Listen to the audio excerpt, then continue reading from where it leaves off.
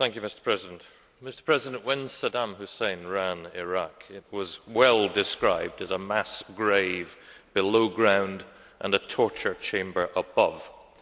Yet after 2 years and 8 months of war, the deaths of countless Iraqis and over 2,000 coalition troops, it's clear that life in Iraq is little better than before. Baghdad was statistically the world's worst place to live even before the security situation deteriorated. How much worse now, when civilian casualties run at more than 60 a day and insurgent attacks have almost trebled in 18 months. It is difficult to know whether the persistent presence of coalition troops under these conditions is a help or a hindrance in the restoration of normality. I fear I detect an air of complacency in the Council's statement today and surprising optimism from the Commission. There have been notable successes on the road to democracy.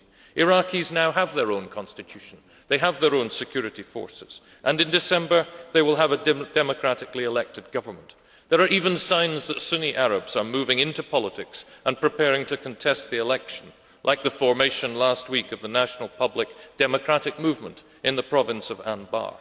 Nonetheless, Europeans have a number of serious concerns. There are signs of widening instability in the region.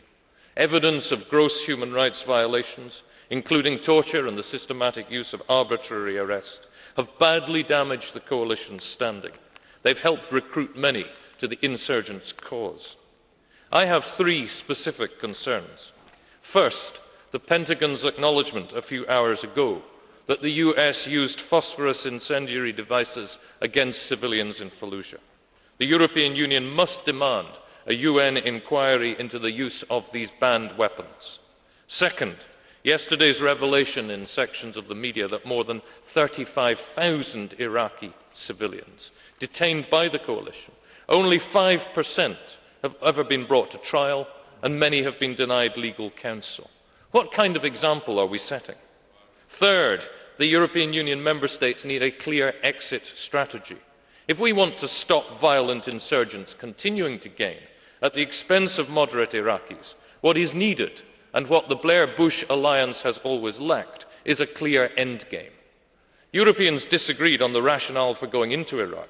We must not be divided on the conditions for leaving.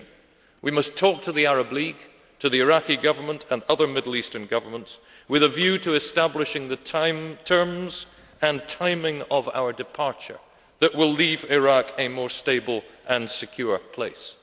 President Talabani has already made it clear that the Iraqi people are, and I quote, looking forward to the day when we can say goodbye to the forces of the coalition.